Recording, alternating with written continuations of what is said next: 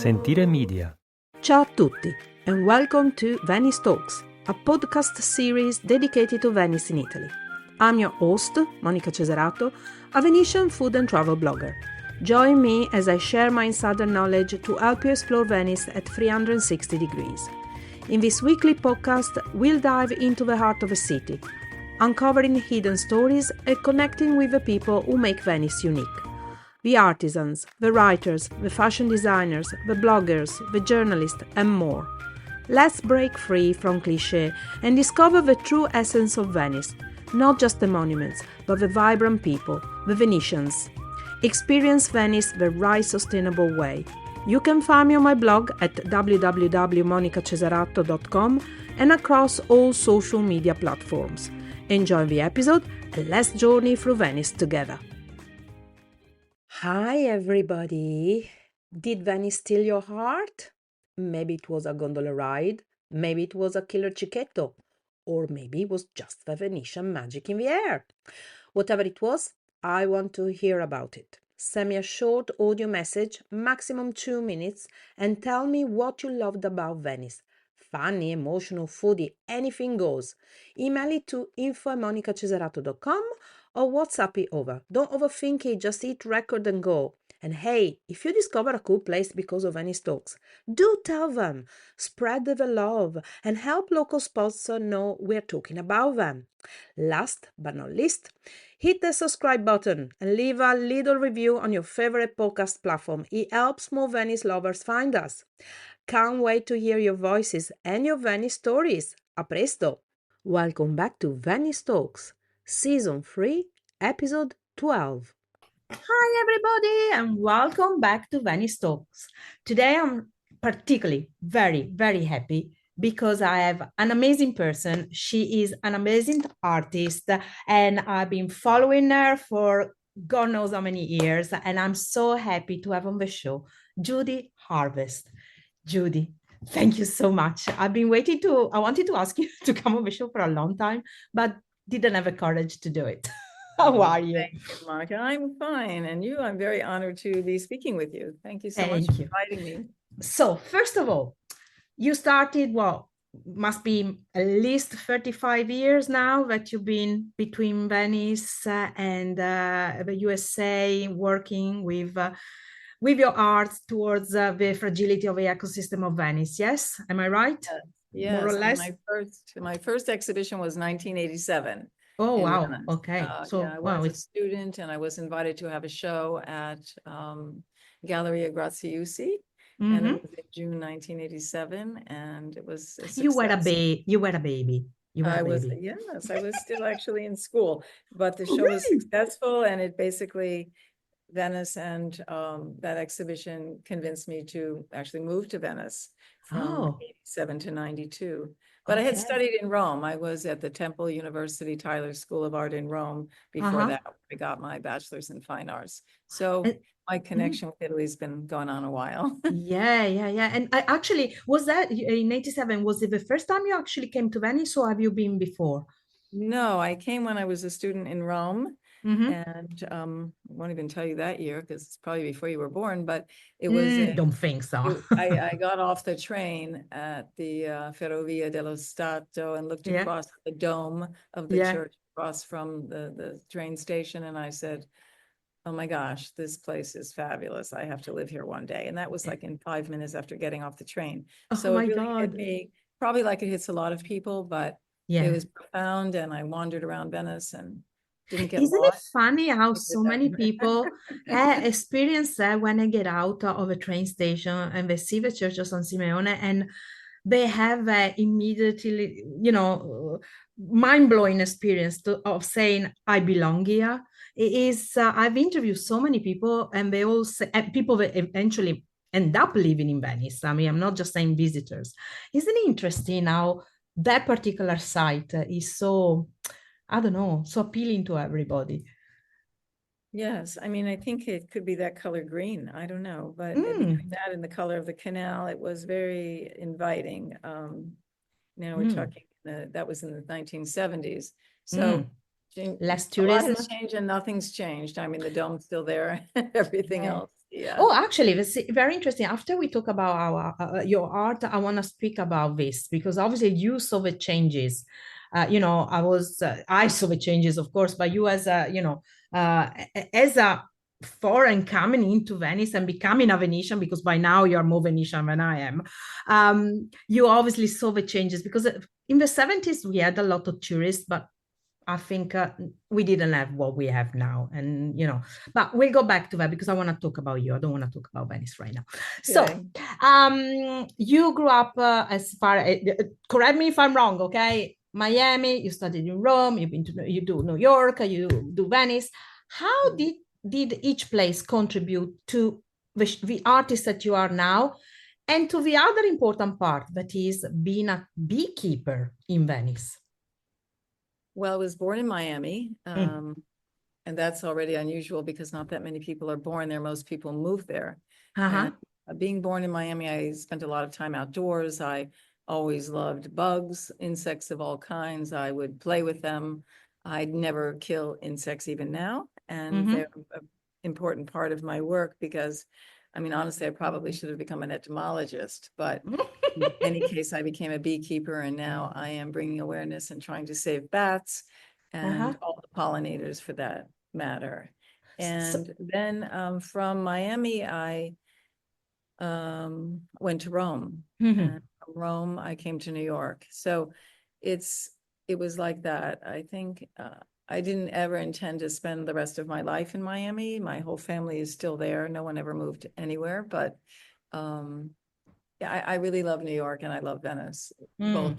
Do you find Miami a little bit somehow similar to Venice, the fact that they are both cities on the coast and everything?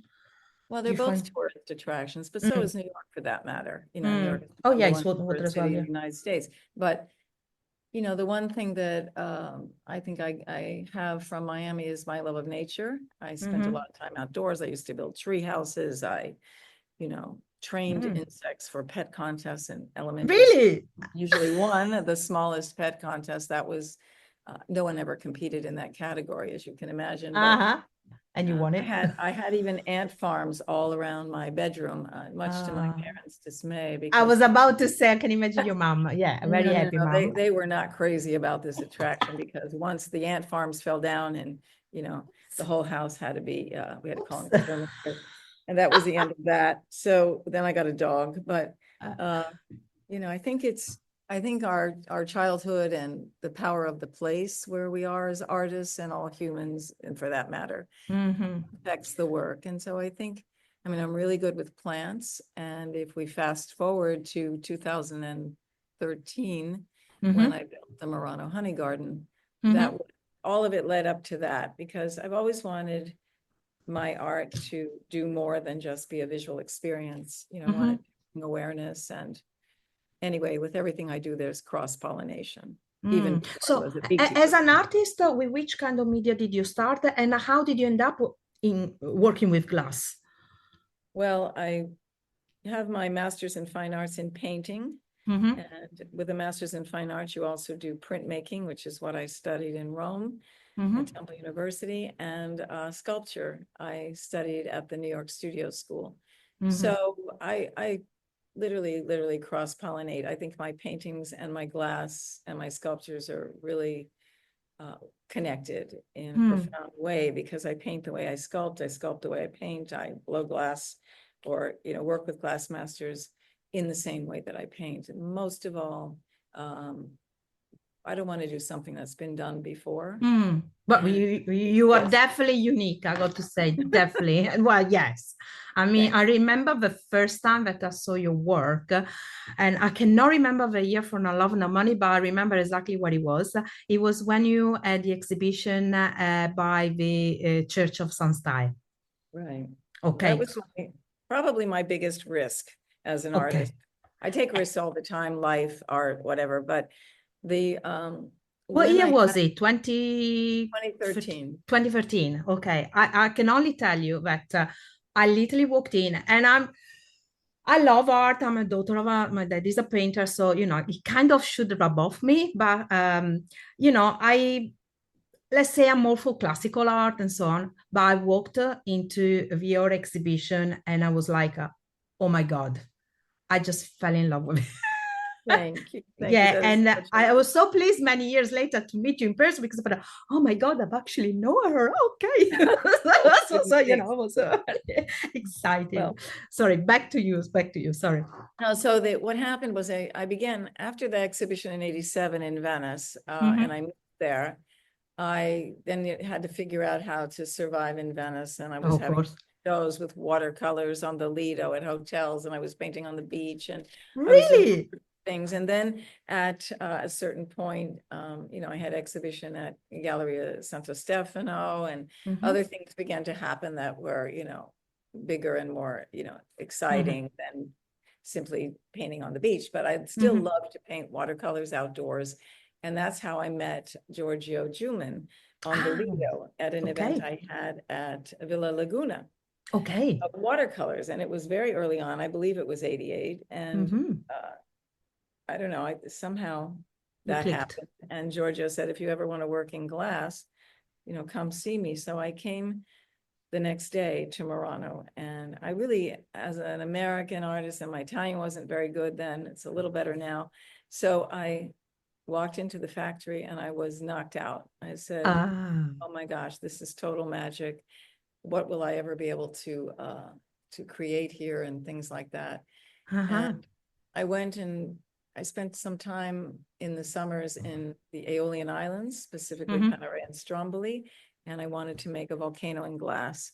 So I made the design, the shape, and I went to one glass factory and I said, is this possible to do? And the man said, you know, basta pagare, signora. If you pay, we can make anything. And I That thought, well, is so Murano-like. that's So nice, Murano. but maybe it's not the nicest thing I ever heard.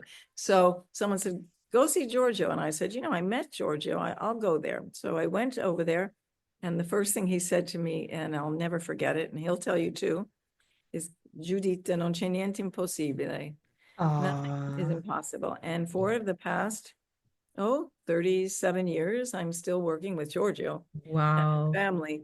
But what happened is then there were over 50 people working there in 1988, and now there's 3.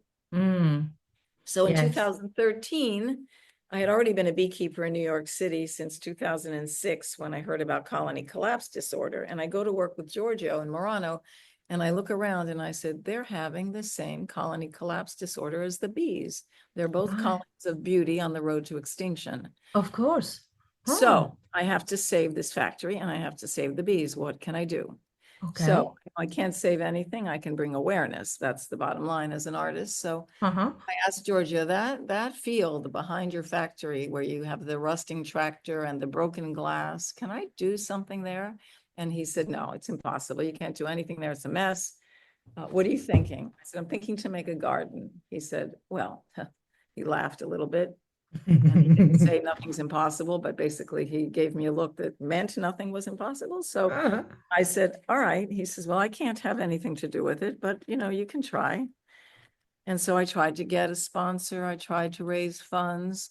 None of that was successful, but I was already committed, and I applied as a collateral exhibition to the Venice Biennale. And I found the space at San Stai through my friend Mario Di Martino, Enzo Di Martino's brother. And I began the object that I believed would save this project, which was the honey vessels. Yes. So I got Italian chicken wire, which is smaller than American chicken wire, has a smaller weave in the shape of a hexagon, and did a test to blow glass into it. And Giorgio said, no, it's not going to work. The metal, which is not really fully metal, it's a combination, will melt at a different temperature and heat at a different temperature than the glass, and they will all break. I said, Giorgio, come on, let's do a test. Let's test some. So we did some. We mixed up the color amber according to the different colors of honey at the different times of the year. And I was aware of what they were. They go from light to dark, from spring to fall. And began the project mixing in gold leaf, mixing in all sorts of things. And it worked. And I made 100 of those and lined the entrance, all different. They don't open. They're not utilitarian. They are art. And whoever bought one got the honey of that number of the vessel, their number Yeah, one. I remember that. I remember And they that. get the honey every year with that. Oh, okay. I didn't know this. Okay. And they're mostly all sold. I have around 10 left, and that will be it. But it was a successful project, and the art financed the entire installation. Because people don't actually realize, people think that, okay, obviously they look at art, they look at glass, they look at maybe something, as you're saying, you know, mixing glass with metal and people think, oh, yeah, oh, it's okay. They don't realize how complicated it is to do this kind of work. As you were saying, different temperature, chemical reactions as well. I So mean, it must have everything been. goes into glass: engineering, science, art, risk, instinct, skill. And I think that the one thing that it all has in common between the artist, the beekeeper, and the glass blower is instinct, because at a certain point you take the risk, it breaks, Yeah. it cracks in a year, it cracks never. I don't know, but Yeah. truth is that that's what makes art. And the same thing with the bees. I mean, we have to know, we have to kind of feel. We open the hive. There are different things at different seasons you do to care for bees. And, I remember I went to visit the garden just, I think it was in 2020 during just after the pandemic, or 21. I cannot remember. I think when they just reopened, maybe it was 2021. I remember, yeah, because I remember we went with masks, but I cannot remember if it was 2020. It was May. No, it must have been 21, because I remember it was May. And I remember, and he was there, and it was like they were all sleeping, the bees. We weren't out yet, and it was like such a beautiful feeling to be in this beautiful garden somewhere in the back of Murano, hidden away from the crowds, because it's hard to find as well as a place. It's not exactly, it's not actually easy. And I thought, isn't it so amazing that on an island that is only known for glass, there's life. There is, this is happening. How's the garden, by the way, doing now? Well, the garden is a jungle. It looks terrible. So we're not having visitors at this time. When I get there, I have a gardener, a professional gardener that comes and helps. And in the meantime, Luca Polo, who's my beekeeper there when I'm not there, and we work together when I am, he has, we bought a lawnmower, and he can cut a path to get to the bees, which is okay. Now, the bees don't mind jungles. In fact, they like jungles because they find little things in there.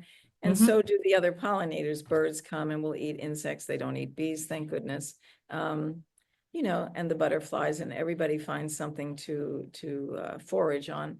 The truth is, it's very expensive for me to keep the garden and maintain it and groom it. So I have to pace it for when I'm there, and I can help the gardener. And I have some friends that come and help, but it does require now, after over 12 years, it requires, professionals to come in and do their thing.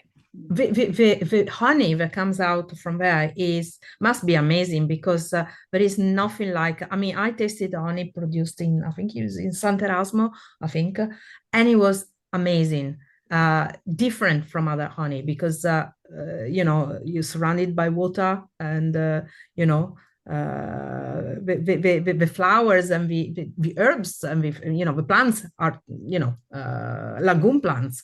So the taste is, I found it a bit more, at least I don't know if yours is like that, but the one in Sant'Erasmo was a bit more like, how can I say, no, not salty, because it wasn't salty, but you can taste the minerals, you can taste the lagoon in it, in a way. The one from Sant'Erasmo, I know Elio Mavaracco is where he makes the Barena honey. At least he's got 250 hives.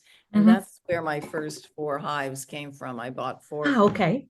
in 2013. It was very difficult to get the bees. It was harder than making the garden, because nobody wanted to sell 4 of their beehives. At that time, a lot of honeybees, we were losing 50 million bees a day worldwide. And everybody was hesitant to sell you their bees because they weren't sure they'd have more.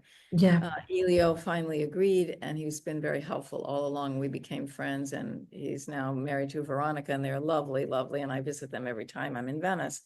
My bees, bees go up and out immediately when they wake up in the morning at the sunrise, and they come back at sundown. They go in and out, many, many foraging trips per day. They go around Murano, yes, but my bees are particular because they take the vaporetto.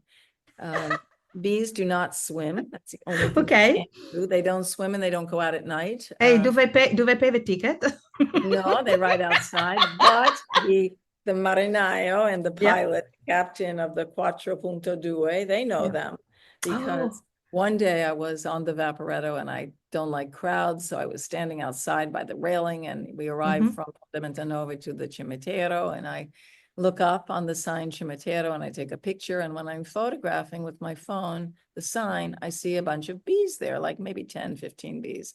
And so the people get off at the cemetery, people get on, I step off, I step back on again. And the young woman who was, closing the gate of the Vaporetto said, don't worry, signora, non fanno niente. They're not going to bother you. They get off. I said, yes, I know, I'm their mother. And she said, what? I said, yeah, I'm a beekeeper in Murano. And she said, well, it's so strange because they don't get out at Kelowna. They get out at the next stop. I said, oh, yeah, because they know where to go. Oh, my. Aware of these bees. And then I was like, I was knocked out because I thought nobody pays attention to bees. Then everyone gets out at Kelowna. And then sure enough, at Serenella, off they go. And Giorgio was waiting at the Vaporetto stop, which was unusual. And he sees them and he goes, Judita, look. The captain, the pilot of the Vaporetto said, and when it's bad weather, they ride inside with me. And so I decided, okay, this is a story. This is a book. This is an exhibition. Absolutely. And so I began to track my bees. I would get on at the same time, which was around noon, because the bees forage all day, of course, but they go where the sun, the latitude and longitude of the sun. And at noon, between noon and 12:30, it hits San Michele. Right. So they do something called the waggle dance and go back to the hive and explain where the next site is. Get on the 4.2. It's the shortest ride because bees live 4 weeks and they don't want to waste time flying around. They're not going to do the long trip. They're not tourists. So they go in, go out, and they have to get there quickly. And the fastest way are the boats. And so, I know that that this is happening. Everybody sees them. They never have stung anyone, thank goodness, in all these years. And they don't really care about people. They're vegetarians. Yeah, of course. Wasp will sting you, but I don't anything to do with those. So. Yeah. Well, I remember I heard this story somewhere else from, somebody mentioned it to me about this, maybe it was when I came to visit on the honey garden, probably. I don't know. I remember about this, vaguely this story. I think it's so amazing, so funny. And, so Venetian in a way. If you think about it, it's so Venetian. What was fun about it is I went back to my watercolors in the street like a tourist. I would sit down on the Fondamenta Nova and paint the Vaporetto 4.2 while it was parked on the side there. I would go to Murano because they like Murano because that's nearby Sant'Erasmo and they love color. Bees recognize their house by color, as do the people from Murano. Yeah. And so there's so many connections between bees and Venice and my work that is you were meant to come to Venice. I think I think sometimes you step into, there are certain countries, certain places in people's life that you're meant to be at the right time, at the right place, exactly there and nowhere else. Don't you agree? I say that in the honeybee book, and it's called The Mysterious Traveling Honeybees of Venice. We sold out, but I'm going to reprint them this year for the Venice Glass Week. Cool. And we'll sell them at the Honey Garden Picnic and in Murano. They sold them. Oh yeah, because you do always every year you do a picnic. I do a picnic. Yes. I never managed to come. Because I'm always doing something else. No, I'm gonna have to do this. You better mark it down now. It's Saturday, September 20th from 12 to 3 p.m. Okay, if I'm There not, you because go. unfortunately it's always the same. Oh, it's Saturday, not Sunday. Okay, then I should be able to do it because usually I'm involved with the committee for the glass beads that we always doing the patronage walk, the heritage walk, and so on. But I just remember it's on a Sunday, so I should be able to come this year, and I'm gonna have to write it down. Listen, what is it like collaborating with Murano glass artisans? Well, it improved my Italian. That's for sure. And your Venetian too, I assume. Oh yeah, yeah. And my Muranese dialect, because Yeah, truthfully, you want to know when they're talking about you, and absolutely. also, I mean, art communicates on its own. And I, for good luck, have been communicating with Giorgio and his son Marco Mm-hmm. and his son before, also Michele and his daughter Ariana, who have Mm-hmm. been like family to me. I mean, 37 years Yeah, basically. yeah. As So I that's said, a long you're more time. Venetian than most of And us. Nicoletta, who is like technical support and Mm-hmm. manages the whole thing. So, and all the animals there as well, because it is like a family. It's in that way also like a honeybee colony. You know, Mm-hmm. usually there's a queen bee, and that would be Nicoletta, but in this case, there's a king bee, which is Giorgio, Mm-hmm. and all of us are worker bees. And I'm very honored to work with them. Mm-hmm. They understand me, Mm-hmm. which is good for an artist because you need to, have that kind of anima between you Mm-hmm. and the master. And Mm-hmm. especially Marco, he is amazing. And every now and then they'll do something not exactly how I planned. And then they'll have an explanation, like when I made the mother bat, and the baby bat will hold on to the mother, facing Uh-huh. the mother. But Uh-huh. Marco turned the baby bat around, and you can't change something. It's like a watercolor. The minute that the glass Mm-hmm. attaches to the other, part of the sculpture, that's it. So I said, Marco, no, it's the other way. He said, no, the baby bat should be looking out. And I said, oh, well, that never happens basically, but it doesn't matter, because at that point I realized it's not about science, it's about art. And he was Yeah. right, because as a human, we want to see where we're going. And as a glass Ah. master, they want to watch. And I think that's another reason for the garden, because all day I built the garden really for them and for the bees, because all day they're facing flames and working with incredible heat, and it's like a hell inside there. Mm-hmm. And they a hell in a not a bad way, but it's a very hard work, very, Of very, course. and a lot of people never see that, the sweat, the Well, they see for five danger. minutes, they have a look at, oh, that's fun, and then they go out. They don't realize that these people are in Pretty, there for it's, oh, hours and hours and hours. it's grueling. It's Yeah, it grueling. is. And isn't, you really have to know what you're doing, and it's not always safe. But the thing is that, for us as observers, it looks like magic, and it is magic. But I wanted Mm, to make a place for them to go outside and kind of rest their eyes and to be in nature. And a lot of the materials, almost all of them in glass making and in painting and in sculpture, come from the earth. So the mm, garden is my way of giving something back to the earth.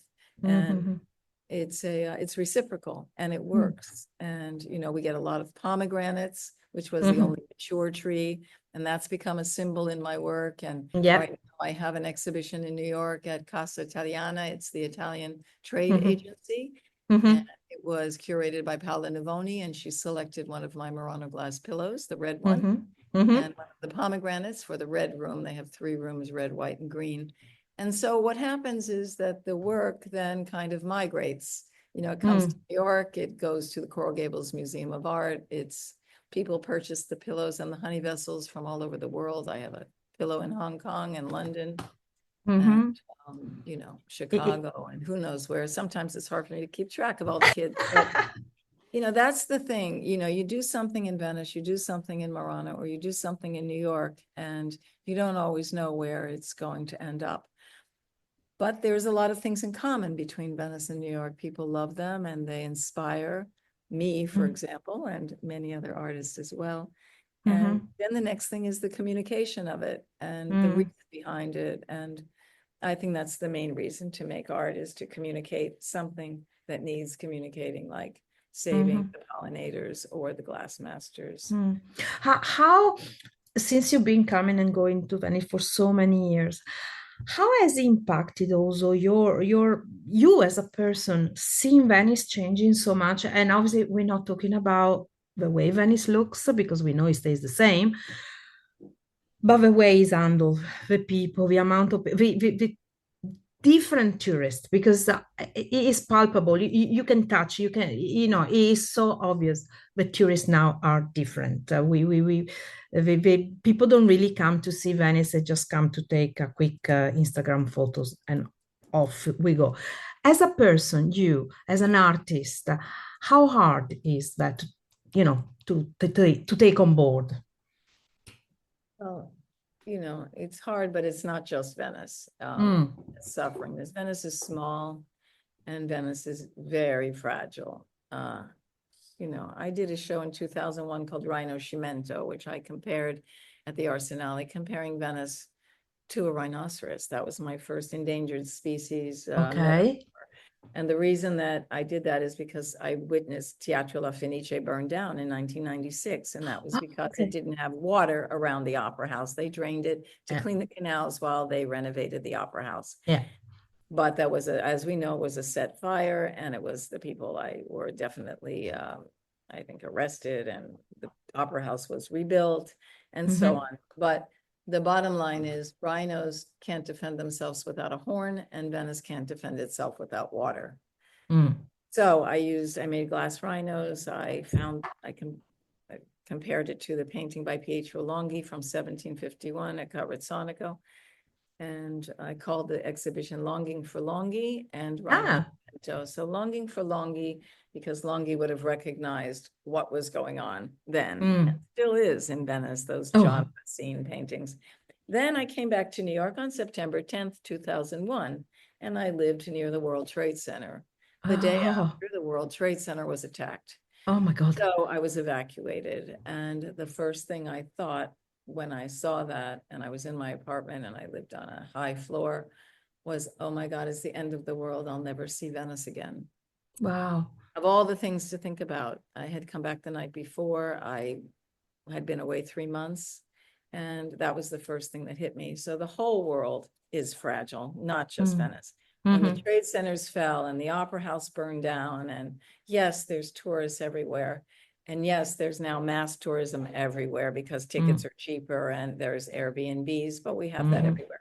I really think that, and you have now this, high profile glamorous wedding that everyone is complaining about. I understand that because it's an invasion. On the other hand, everybody needs to survive. And I think that Venice is used to that. And this will be a week-long event. It's, the Biennale is totally fabulous. All of the Biennales, all of the dance, the theater, the art, the architecture, and it brings certain kinds of people. All kinds of people are traveling. And I think that to respect Venice is fundamental. Tourists come prepared on a one-day cruise from God knows where. And they are, hustled along to shops that sell fake glass because it's cheaper. But it's not the grand tour anymore, anywhere. And there's no dress codes in restaurants. And, I don't know. I just think that there's nothing that we can do is accept, maintain our own respect personally for the way we are and the way the city is handled by us personally. And anything that we can do to bring awareness to its fragility and to its beauty, which, beauty is a word that people take lightly, but shouldn't. It's something that needs to be preserved. And I mean it in a big sense because Venice is beautiful and honeybees are beautiful and all the pollinators and flowers are beautiful. But, there are looming industries that have other agendas. The pesticide industry spraying the heck out of everything, including grapes. Yep. Oh, let's not go there. There's another scandal on that. Let's not go there. What the honeybees pollinate. We eat the 350,000 crops that honeybees pollinate. If they're dying, we die. And it's not that the honeybees are dying. They lose their way, which means they're losing their memory and their sense of radar, basically. They go by scent, they go by latitude, longitude, light. And if they're losing that memory and taking in these pesticides, look how many people are having memory issues. it is connected to a specific pesticide, which is a neonicotinoid-based pesticide, which is banned in many countries. But then Okay. sometimes they change the names of the pesticide. And another problem is it is sprayed early in the morning, generally on crops when the bees first go out to forage. Then there's the windmills that, that are being used for energy that are now, bats are getting trapped in because of the speed of them. How did you get into the bat problem? Because how did you get into that? The natural evolutionary process, because I'm so concerned about what happens with the bees. That's 2005 until 2000 something, 20 something already. I'm fixated on beekeeping and bees and raising awareness, but there is a night shift. The pollinators during the day are the bees, the birds, the butterflies, but at night it's the bats. And a bat is the only flying mammal. It's the closest animal to us. It has one pup per year, which is what they call the babies, a pup. They have 4 fingers and a thumb on their wing, very similar to the hand of a human. They have belly buttons, umbilicio, because the baby is born upside down. The mother gives birth and then is able to cut the umbilical cord. And the baby doesn't fly for about 2 or 3 months and clings to the mother, which is not a marsupial and doesn't have a pouch, but she flies while she forages. So the multitasking of the female bat and the queen and all the Apioporae, who are infertile females, are something that interests me a lot as a woman artist and just as a woman in general, because we are all multitasking. Not that the male bees and the male bats aren't important, of course they are, but female bees have 5 eyes and males have 2, and that tells you a lot right there. But and we're not gonna say anything about this. No, but I also make a queen bee earrings in Murano, which because we always need 2 more pair of eyes on our head. Of course, And the bats for me are fabulous. They are like flying chihuahuas. Everybody's afraid of them for no reason. They don't carry any more rabies than a dog or a cat. There's not been one case in the United States. The vampire bats are only in, I think, in Transylvania or somewhere. I have to do my research on where the vampire bats are, but there are 1,400 bat species. Oh, wow. There are only 3 that are vampire bats, and they're all different sizes, from the size of half the size of your finger to very tiny bats to very large ones. I mean, a couple of weeks ago, there was a really, really, really bad storm here in Venice, just outside where I live. And it's hot, so I had my windows open. And every night I go and close, I have shutters and windows. So I close both, go to bed, and all of a sudden I hear movement between the shutters and the window. And I thought, oh, maybe it's a bug or something. And I thought, it's too much noise. I thought, oh, okay, it might be a lizard. So I go, and all of a sudden I see this little face looking at me through the window. And I had a heart attack because I thought, oh my God, it's a rat, it's a rat. And I thought, can't be a rat because I'm on the 2nd floor. Okay, but how did he go? And then I realized it was a bat. And I felt sorry because I thought, oh my God, what am I going to do now? How am I going to help him? And so I went to immediately reading online, switch all the lights off. So I switched all the lights off. Don't make any noise. So I didn't make any noise. And then slowly, I managed to open my window, and he must have been terrified, poor thing. And I managed to open the shutters. And at the moment I opened the shutter, it was like, out as a bat, as they say. It was, but I felt really bad because I didn't see, obviously he came and he was hiding from the storm, maybe on the, when I closed on the shutters, and I closed them very fast, and probably I didn't realize it was there, but I had a heart attack because of his little face looking at me. I know, they have a sweet little face. And the truth is, they really need our help. They can live up to 40 years if we leave them alone. And there is a disease now there's a disease now called the white nose syndrome. It's a virus. And it went into a bat cave on the boots of a person visiting the bat cave. They got it somewhere in Europe and transported it to the United States on their shoes. Oh, God. Bats hibernate. Their blood goes down in temperature very low, and they're in a sleeping state. And with this virus, they began to scratch and wake up. It was not the season for them to find food. And so they woke up and they starved, and we lost many, many bats and continue to do so. So it's usually a human-induced virus to the bat. Now, the bat can contain viruses, as they are known to do. They can carry viruses inside their body, and the only way for it to transport to a human is to eat that bat. So in one wet markets in China, they were being studied for their ability to contain viruses, and there are proven studies on this. And in China, they are eaten as a delicacy. There are nets set up to catch them, and they are eaten, and they're basically the size of a chicken wing. And so I don't really get it. Eat a fish, eat a chicken, but seriously, eat a little bat who eats 1,000 mosquitoes per hour per bat. So they are natural insectivores. They save us from toxic pesticides by eating those mosquitoes that carry the Zika virus and everything else. And I am only praying. We built bat houses and installed them in the garden in Murano, that they move in. All right, okay. Eat the mosquitoes of Murano, which are breeding terribly. Oh my God, yeah, Venice got a huge problem with mosquitoes, so it's really... The only real predator of a bat, besides humans who hit them with brooms and kill them for no reason, are is cats. a bat. Cats will kill bats because they think they're mice. And of course. If you have a bat house, you must put it up very high. All right, okay. And so, it's a shame to lose a bat. You lose a bat, you lose 40 years right there. Wow. Someone killing your mosquitoes. And they really don't care about us. They don't go in your hair. They don't. I know. There's everybody was saying, "Oh my God!" You know what you said before about rabies? That's the first thing people said to me.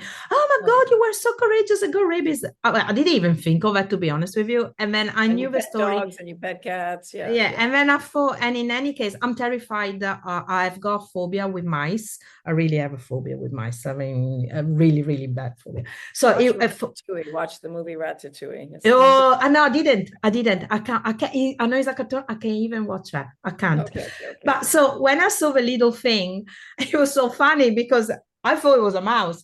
Then I realized it was a bat, and I was scared, but not scared, if you know what I'm saying. I was just a bit worried because I thought, how can I release him without touching him or hurting him? Because I realized it was so terrified. But it was really funny because it does look like a mouse anyway. But somehow it doesn't, if you know what I'm saying. It was just different. It's true. I had an experience like that. I was staying in a friend's apartment on the Giudecca. They were away and they let me stay there. And it had a big arched window and it was a full moon. So I opened the window. I knew maybe mosquitoes would come in, whatever. And there were no screens or anything. And I'm photographing the moon and then passing in front of the moon like a movie. I see this bat shape, who then decided to fly in the apartment. And I'm writing the text at that time for my exhibition about bats and bees. And so I said, oh, well, that's appropriate. Good timing, bat. And so the bat hung out and flew around the apartment. And I kept the window open the whole night. And in the morning, it was gone. But it was amazing timing. And with the moon and everything, I made a video and made a picture of it, but it doesn't really capture what they fly very fast. Oh my God, they are flying silver around the apartment. But in Venice, they live in Palazzo Ducale, and sometimes they get trapped in there. I understand from the people that work there because they close the Persiani at night, and the little bats end up inside, and they find them maybe dead in the morning because they try to. I just think people need to be more aware of their value again. So I made them in Murano glass, and everyone said to me I was crazy. It was the pandemic time that no one's going to buy those, but I have to confess they're as successful as my honeybee sculptures. Well, because your works of art are amazing. That's why. Barbara Rose said to me, "You could even make bats beautiful." That was a funny story. So we're gonna see you at the Venice Glass Week. Right. Yes, you got a new exhibition. Can you already give me a hint of what is going to be, or is it too early? No, it's not too early because we had to submit that already. I haven't finished all the glass works yet, which I'm going to Venice to finish soon, and clean the garden and prepare, which is basically a 2-month process, knowing that Murano closes most of August. That's another challenge, but where are you gonna exhibit this year? What am I exhibiting? Well, where, and then in what? the same place as always at the Giorgio Juman Glass Okay. Factory, which is attached to the Murano Honey Garden in its 12th year and growing, flourishing, and jungling. I should say the jungle now. But I'm very proud of that project. It's for me, it's a social sculpture. It's a land work. It's all those words that we use in the art world. So what's the theme this year? What's your theme? Last year was Noah's Ark, because I work with endangered species, and Noah's Ark was also about climate change. Noah built the ark due to the flood and Venice floods, and so Noah's Ark was appropriate, and I built an ark. The ark was beautiful and costly and well done, and I am repurposing the ark this year to be the pollinator boat, and it is based on the fruit boats of San Barnaba and the one Castello. In Castello. Nice. So I already make glass fruits and vegetables, and that evolved into the huge commissioned piece for the Gritty Palace Hotel. Okay.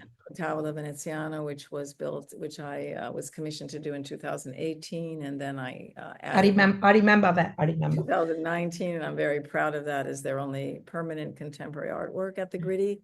They're my largest collectors, purchasers of the Murano honey. They order around 200 jars per year out of the 300 or more or less. Wow. That they give them to their clients. It always amazes me, you artists, how you keep getting all inspiration day after day after day, just by looking at the small little things. And next thing you know is plop, you get this amazing work. So it amazes me. I think it's one thing to get the inspiration, and it's the other thing to do something about it. All day long I have a million ideas. I got to pick which one is going to be more valid and more useful. Yeah, but by now, with the collaboration that you have with your master, also in your head what probably can work and what maybe he will turn around and say to you, let's try something else. No? Correct.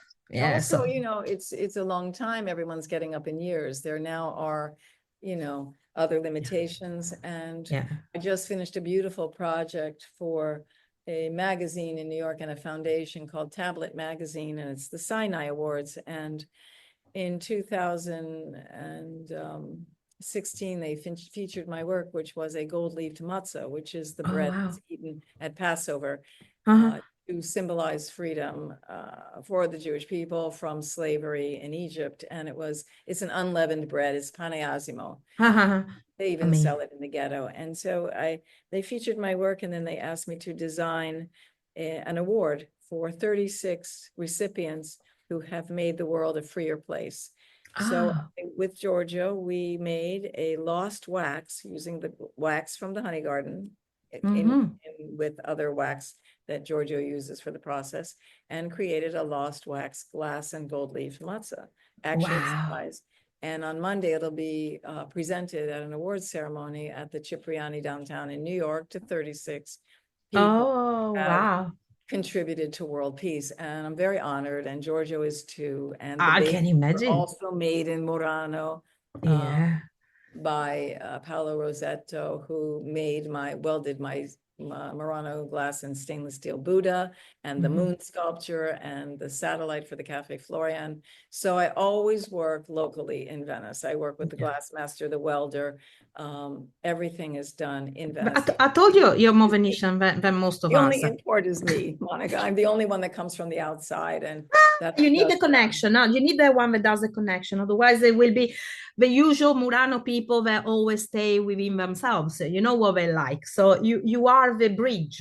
Okay. I am the bridge, and I know that, I've never been recognized by the Venice Glass Week. However long that's been going on. Listen, tell me, between me and you. And this is in the recording, because it doesn't matter to me, but I'm the only one that really did something about Murano. Seriously. Okay. And can I say something? Yeah. Venice Glass Week, beautiful event or whatever, but come on. A lot can be said. All I can say to you, I've been, and I like this to be heard on the Venice Talk podcast, is I've been asking them for 3 years now to interview them for the podcast, because it is a week-long event. It's become a very important event for Venice. And in 3 years, they haven't managed to find one person that can speak English to talk about it. That's all I can say. Camila is their spokesperson. No, she refused to. Well, there's a reason. Well, anyway. Okay, so anyway, I'm with you. I'm with you on that. Okay. And Jean Blanchard has featured my work in his book, his new book. It's called, what is it called? I have it right here. It's called Musica senza suono, Murano, and he featured my Murano glass artichoke flowers, and then it went on to be presented at the Villa Vescovi in the Euganian Hills, which was elegant and fabulous. That's beautiful. And so my work travels, it gets international attention, and I will participate again this year with the Venice Glass Week, and I support that project, but I usually have a picnic and I don't charge. Last year I tried to charge 10 euros, but nobody paid. So I sell my God. And I hope people buy the honey. 10 euros and people couldn't dig in their pockets for 10 euros. So I have to finance the picnic, hire the staff, clean the garden, pay the beekeeper, even Giorgio was a little bit like, why do you keep doing this? But listen, but you should have a picnic where everybody brings his own food, then that way. For crying out loud. Bring your own lunch. I thought about that, but this year it'll be slightly reduced in that it's going to be more of a presentation for the exhibition. Yeah, good. You all should. The artworks and the honey are for sale. We're trying to get a wine sponsor, and we'll make cheese and something to go with it. It'll be smaller. I won't have probably the band that has shown up in the past, because you even had music. Oh my God, come on. They come from Ireland. Oh la la. Okay, listen, I've got no comment on this, because look, right now Venice needs a good shaking up, but let's talk about it another time when I see you in person. I'm so honored that you spoke to me. I think I'm honored you came. I'm so happy. I'm thrilled. I'm thrilled that you asked me. I love to talk about the project and get the word out there. It's word of mouth that really makes things happen. Yeah. And it's a community that we have as, artists and artisans who work in Venice. It's a challenge for me to come from New York and stay there for the month that it takes me to prepare for the picnic. It's not like I'm coming from Mestre or Padova. Yeah, it's huge. I have to rent a place. I have to fly. I have to pay people. It's a big investment. And I spend the other 10 months in New York trying to raise funds for that and sell my artwork and so on. But, I continue to do it. It's a passion, and I accept donations. I have a fiscally sponsored project on New York Foundation for the Arts, and that.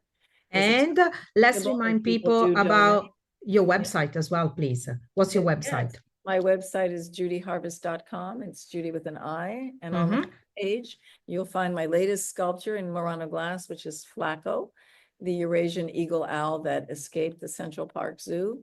For the first time in 13 years, he was a free bird, and he lived 1 year and then ate a poisoned rat.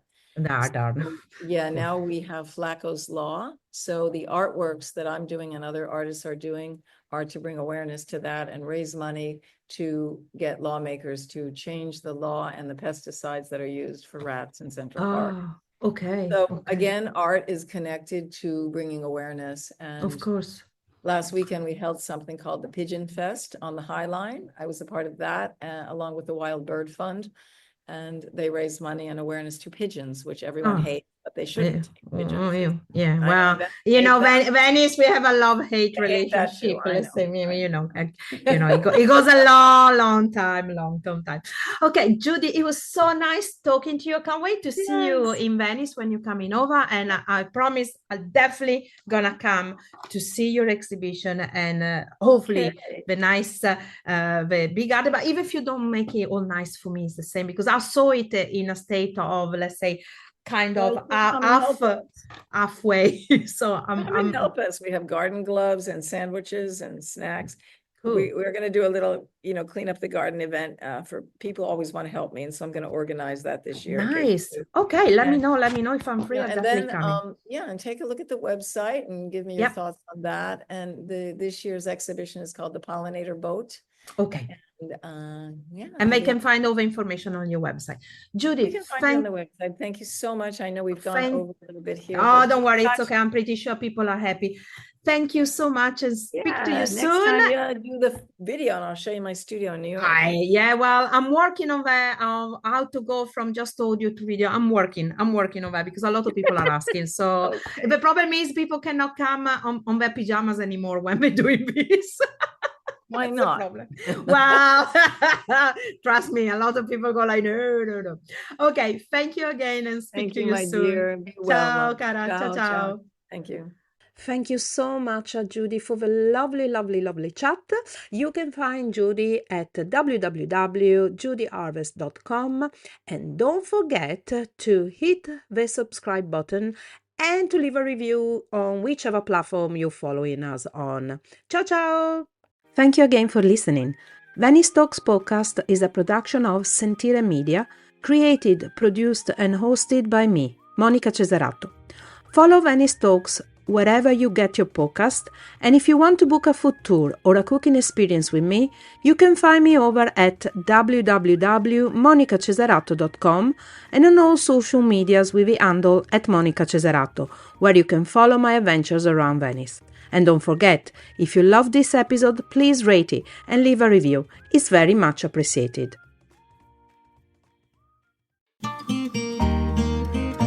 Sentire Media.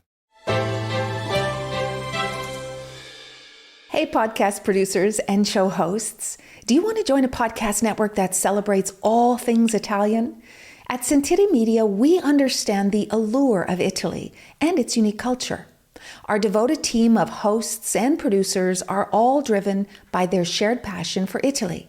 And we work tirelessly to create the best lifestyle podcasts and content that will whisk you away to the very heart of Italy. With us, you can savor the mouth-watering flavors, get lost in the stories from the past, break down the cultural barriers, and truly immerse yourself in the vibrant traditions of this intoxicating country. If you have a great podcast idea or are already in production and would like to join Sentire Media, head over to sentiremedia.com, that's SENTIRE media.com, and find out how to submit your show.